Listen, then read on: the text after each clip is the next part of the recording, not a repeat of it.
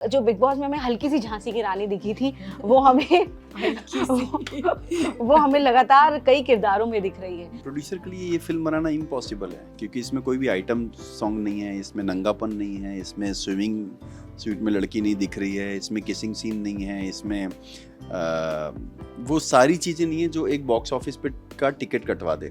मैंने बहुत anxiety issues मैंने फेस किया एक्चुअली। एक महीने के लिए मैं बहुत ज़्यादा अपने आप से परेशान हो गई थी। You know it was on somewhere I feel मेरी मेंटल हेल्थ पे आ गई थी। प्लीज़ ये जो कमेंट और ट्रोलिंग की वजह से ना कई लोग आत्महत्या कर ले रहे हैं, तो बंद कर दीजिए ये सारी चीजें। कुछ फिल्में आपके जहन पर छप जाती है कि फिल्म आई है वीर सावरकर का जो किरदार है वो अपने आप में बहुत विवादों में रहा है, लेकिन ये जो फिल्म है ये शर्तियां हम कह सकते हैं कि उस शख्सियत के जीवन पर बनी एक ऐसी बेहतरीन डॉक्यूमेंट है, दस्तावेज है जो आने वाले कई सालों तक नहीं बन सकती है, लेकिन इसे लाना और उसे जीना पर्दे पर उन किरदारों को अपने आप में बहुत बड़ा चैलेंज होता है।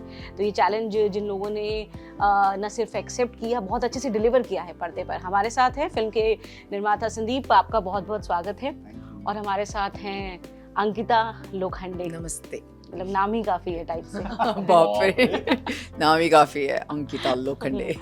तो अंकिता, सबसे पहले आपसे जानना चाहेंगे, यमुना बाई, इससे पहले भी हमने आपको बड़े हीरोइक कैरेक्टर्स में देखा है, तो मतलब जो बिग बॉस में हमें हल्की सी झांसी की रानी दिखी थी वो हमें लगातार कई किरदारों में दिख रही है। तो ये फिल्म आपके लिए इसलिए भी खास है क्योंकि मुझे लगता है एक कंप्लीट फिल्म जिसमें आपका एक कैरेक्टर बुना गया है, आपको पूरी तरह से ध्यान में रखकर, और जहाँ आपको बहुत बड़ा कैनवास मिला है परफॉर्म करने का, वो वीर सावरकर है। कैसा था फिल्म में काम करना? बहुत अच्छा एक्सपीरियंस था। ऐसा एक किरदार करना जिसमें आपको इतने बड़े जो हमारे नेशनल हीरो है वीर सावरकर, उनकी वाइफ, मतलब मैं खुद कभी यमुना बाई के बारे में इतना नहीं जानती थी, लेकिन यू नो ये फिल्म करते करते जब संदीप मेरे पास आए थे इस किरदार को लेकर, और मैंने तुरंत हाँ बोल दिया था। मतलब मैं हमेशा से पापा से वीर सावरकर की बहुत सारी कहानियां सुनती आई। संदीप ने नहीं कहा कि बड़ी खूबसूरत है आप यमुना बाई के किरदार के लिए? आपने ये संदीप बहुत श्योर थे मुझे लेकर, ही वाज 1000% श्योर कि वो मैं करूँ ये किरदार। बट मैंने कहानियां ऑफ कोर्स मैंने बहुत सुनी थी क्योंकि ऑफ कोर्स वो मराठी थे। और हमारे मतलब मराठी लोगों में वीर सावरकर बहुत बहुत बहुत उनकी मान्यता है। हाँ, तो मुझे ऐसा लगा, मैंने इतनी सुनी थी और मेरे पापा ने मुझे बहुत चीजें फिर इस बारे में बताई थी, तो मैंने तुरंत संदीप जब ये किरदार लेकर आया मैंने तुरंत हाँ बोला था। मुझे लगा कि ये मुझे करना है। तो इसके बाद पहले महेश सर डायरेक्ट करने वाले थे फिल्म, जब ये फिल्म संदीप लेके आए थे उसके बाद महेश मांजरेकर। हाँ, और फिर उसके बाद जैसे जैसे आगे बढ़ी तो फिर रणदीप वो खुद इसके डायरेक्टर बने, तो मैं बहुत एक्साइटेड हो गई थी। ऑफ कोर्स रणदीप डायरेक्ट कर रहे थे, बट रणदीप के लिए भी ऐसा था कि मुझे लगता था he can do really a good job, because as an actor मैंने उनको देखा। सरबजीत में मैंने संदीप की फिल्म में देखा, या तो of course he has done a great job. तो मुझे लगता जब रणदीप आए उसमें, और जब उन्होंने मेरी फर्स्ट मीटिंग उनके साथ हुई तो मैं बहुत नर्वस थी, पता नहीं क्या होगा, बट बहुत अच्छी मीटिंग हुई। उन्होंने बहुत अच्छे से मुझे किरदार का कैरेक्टर का पूरा कैरेक्टराइजेशन समझाया कैसा है।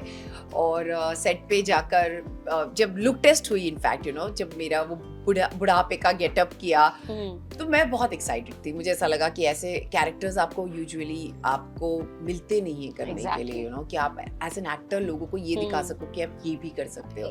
तो I was very excited to perform this role, और बहुत बहुत बहुत मेहनत थी, सबकी बहुत मेहनत है इस फिल्म में, और सबने बहुत अच्छा काम किया है। तो ऑफकोर्स आप जब यमुना बाई देखोगे तो मेरा इतना ही था, जब मैं यमुना बाई परफॉर्म करूँ लोग अंकिता लोखंडे ना देखे, वो यमुना बाई को देखिए। Soul of the character, exactly the character. Sandeep, Sarabjit, और अब उसके बाद ये वो फिल्म है जो उन कैरेक्टर्स की बात करती है जिसके बारे में सुना तो बहुत लोगों ने होता है, पर उनके बारे में जानना और उस एंगल से जानना जो जानना चाहिए, नॉट एज पर एनी प्रोपेगेंडा एजेंडा लोगों के हिसाब से, ये एक बड़ा चैलेंज होता है। प्रोड्यूसर के नाते कितना बड़ा चैलेंज होता है? प्रोड्यूसर के लिए ये फिल्म बनाना इम्पॉसिबल है क्योंकि इसमें कोई भी आइटम सॉन्ग नहीं है, इसमें नंगापन नहीं है, इसमें स्विमिंग सूट में लड़की नहीं दिख रही है, इसमें किसिंग सीन नहीं है, इसमें वो सारी चीज़ें नहीं है जो एक बॉक्स ऑफिस पे का टिकट कटवा दे। इसमें है हमारा इतिहास और एक ऐसे फ्रीडम फाइटर की कहानी जिनको कभी फ्रीडम फाइटर की खिताब ही नहीं दी गई। आई वॉज शॉक कि अभी कल स्क्रीनिंग हुई हमारी और लोग आए थे, बोले कि यार स्वतंत्र वीर सावरकर ने इतना कुछ किया है देश के लिए और हमें पता ही नहीं है। मैंने बोला यही तो बात है कि आपको अब तो पता चल गया। बोला हाँ हमारी तो इज्जत बढ़ गई इनके लिए, अब मैं जाके रिसर्च करूंगा इन पर। मतलब बहुत अच्छी बात है। तो कहीं ना कहीं बहुत सारे फिल्म मेकर्स जिम्मेदार हैं कि ऐसी कहानियों को उन्होंने कभी पर्दे पे लाने की कोशिश नहीं की। और जब मैंने लाने की कोशिश की 2020 से, तो मुझे 1.5 साल लग गए, एक 1.5 साल लग गया लोगों को कन्विंस करने कि प्लीज़ पैसे दे दो थोड़े से, ताकि मैं फिल्म बना सकूं। और फिर भी कोई देने को तैयार नहीं था। तो थोड़ा आनंद पंडित ने दिया, थोड़ा किसी और ने दिया, थोड़ा किसी, पैसे इकट्ठे कर करके ये फिल्म बनी है। रणदीप को जो मैंने फीस बोला वो शुरू में बहुत मुश्किल से, क्योंकि फिल्म भी कंप्लीट करना था, फीस भी देना था, और फिर कोई स्टूडियो भी लेने को तैयार नहीं होता है। तो ऐसे सब्जेक्ट्स, और कोई एक्टर भी इतनी मेहनत क्यों करे, सावरकर बने, पतला होए, वेट लूज करे। पर तो सरबजीत उसने किया था मेरे साथ, तो उसने फिर हाँ बोला, फिर अंकिता ने हाँ कहा।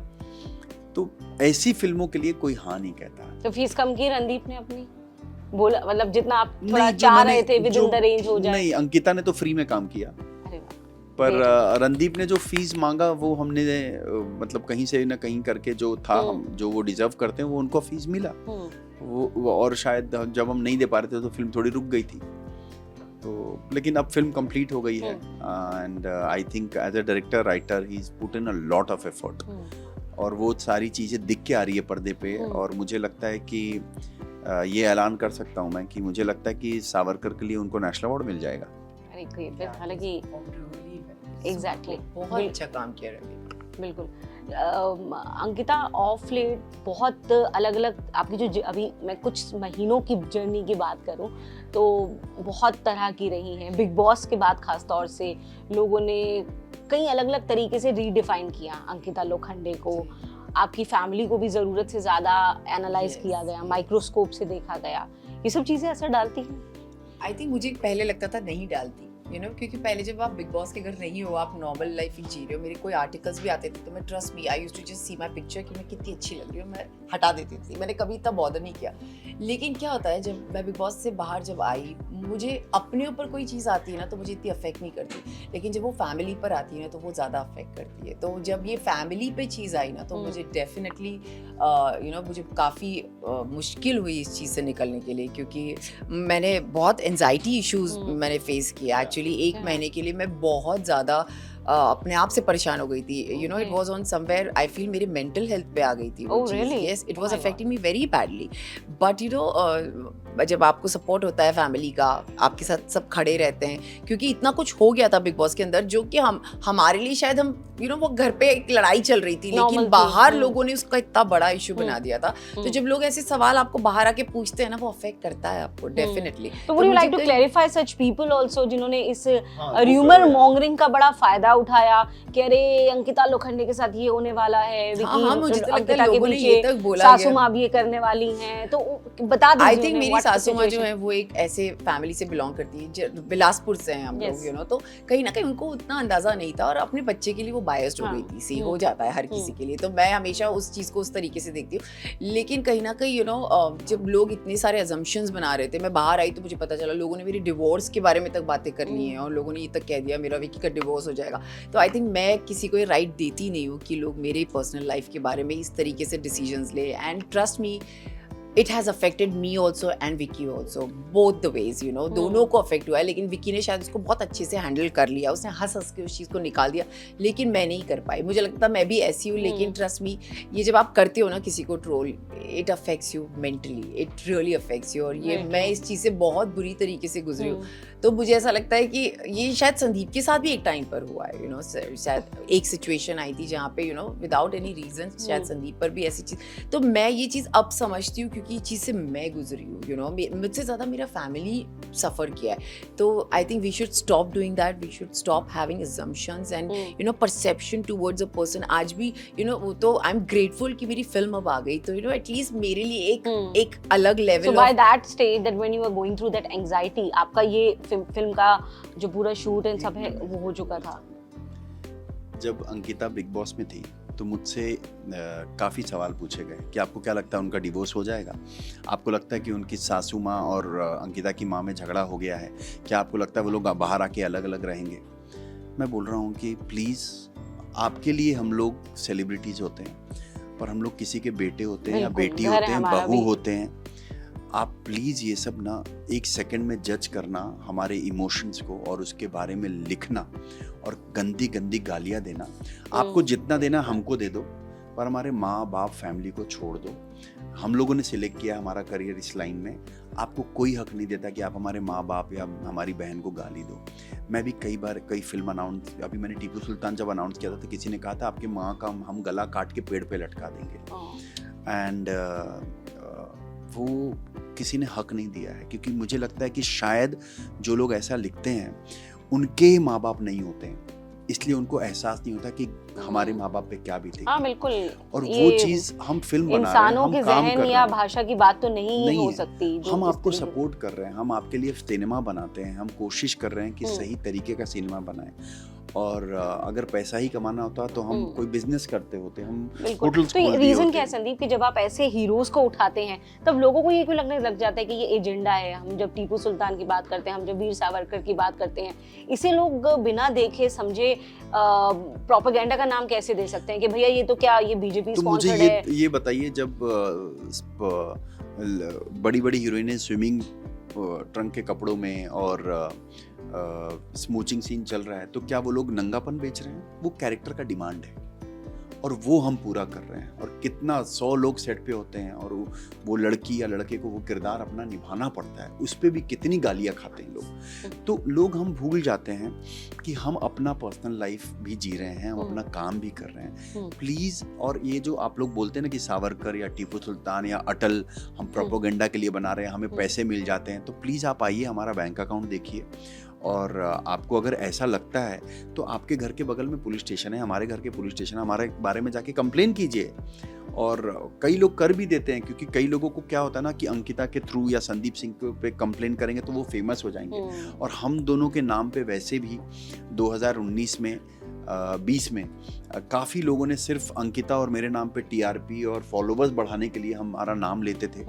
तो वो लोगों को भी अब शायद पता चल गया है कि ऐसा नहीं करना चाहिए। और प्लीज़ ये जो कमेंट और ट्रोलिंग की वजह से ना कई लोग आत्महत्या कर ले रहे हैं, तो बंद कर दीजिए ये सारी चीज़ें। अंकिता, विक्की ने तो चलो बर्दाश्त कर लिया। मुझे ऐसा लग रहा था कि मैंने विक्की को बोला भी, I feel very suicidal sometimes, क्योंकि मेरे को इतने गंदे थॉट आने लग गए थे कि लोग इतना आपके बारे में इतना, स्पेशली सोशल मीडिया, क्योंकि लोगों को क्या हो गया है, लोग कहीं पर भी कुछ भी बोल सकते हैं, they can write anything about you.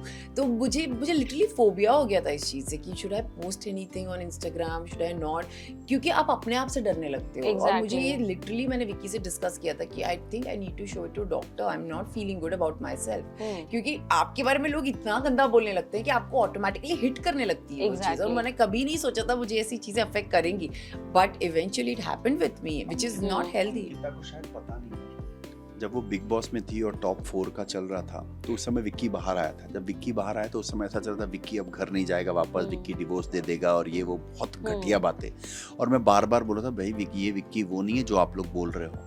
आप बिलीव नहीं करोगे, वो जैसे बाहर आया ना, वो इंटरव्यू देना या पार्टी करना ये नहीं शुरू किया था उसने ना हर दोस्तों को फ़ोन करना शुरू किया, बोला हमारी अंकिता अंदर है, हमको जिताना है उसको, अब हमको वोट देना है, क्या करें संदीप बताओ ना प्लीज़ प्लीज़, कहाँ हो, मिलना है ये।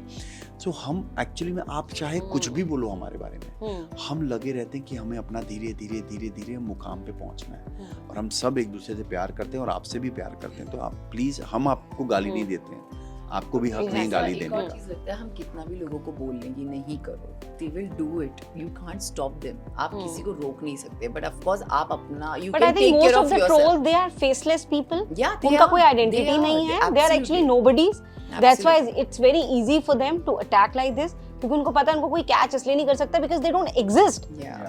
They don't exist at all। तो मेरे लिए फर्स्ट एक्सपीरियंस था ना ऐसा, मैंने पहली बार ऐसा इतना ट्रोलिंग फेस किया था, तो मेरे लिए मैं डर गई थी, एक्चुअली बहुत डर गई। So now you're out of it? I am definitely out of it, thanks to। कहीं आपके पारिवारिक जीवन पे कोई असर नहीं, बिल्कुल भी नहीं है, बिल्कुल। मैं आपकी वीडियो कॉल पे भी विक्की से बात कराती हूँ, आपको पता चल जाएगा। बहुत रोती थी मेरी मम्मी बहुत अफेक्ट हुई थी, एब्सोल्युटली, क्योंकि मम्मा को ऐसा था कि मेरी, और आपके कुछ वक्त पहले आप पिता को भी उन्होंने खोया, तो वो गए थे, तो वो सारी चीजें थी। और मम्मी अकेली थी बाहर, कहीं ना कहीं मुझे ऐसा लगता है मैं कैसी हूँ, मैं बहुत स्ट्रांग हूँ, मैं मम्मी को अगर कोई, I am a shield to my mother, मैं नहीं थी कहीं ना कहीं प्रोटेक्ट करने के लिए अपनी मम्मी को। तो मेरे को ये लग रहा था, इसलिए मैं जब जाते संदीप को बोल के गई थी, संदीप मैं जा रही हूँ, प्लीज मम्मा को रोज कॉल करना, रोज बात करना, so that at least I know that she has somebody to talk to, you know. But it gets really difficult and मैं लोगों को मैं कुछ नहीं बोलना चाहूंगी, जिसको करना है ट्रोल करो, मैं I'm not going to stop anyone. मैं अपना काम करती रहूंगी, बस मैं इस चीज से ये जरूर सीखी हूँ कि हमारे रिश्ते को खोखले नहीं कर सकते एक छोटे से कमेंट से। बिल्कुल, पर मैं Very rightly डेफिनेटली said. इस चीज से एक सीखी हूँ कि लोगों का काम है कहना और वो कहते रहेंगे, लेकिन आपको अपने आप को बहुत स्ट्रांग बनाना। एग्जैक्टली। लास्टली अंकिता, मैं ये जानना चाहूंगी, एक लंबे ब्रेक के बाद आप हमें अब दिखी हैं, अब आगे अंकिता हमें दिखती रहेंगी ना? हाँ बिल्कुल, मैं अब बिल्कुल दिखना चाहूंगी। अब मैंने सोच लिया है कि अब मैं नहीं रुकूंगी और I have to move on, I have to work harder. बिल्कुल, और ये गजब का टैलेंट हम देखना भी चाहेंगे। और संदीप ऐसे ही ग्रेट वो किरदार जिनके बारे में लोग बहुत नहीं जानते, और दरअसल उसे कहने के लिए एक बहुत अलग लेवल की, मुझे लगता है, मैच्योरिटी और सेंसिबिलिटी चाहिए जो आप लाते हैं, जो हमने आपकी पिछली फिल्मों में देखी। Same goes with Veer Savarkar. Wish you all the very best. Thank you so much. Thank you so much. Thank you.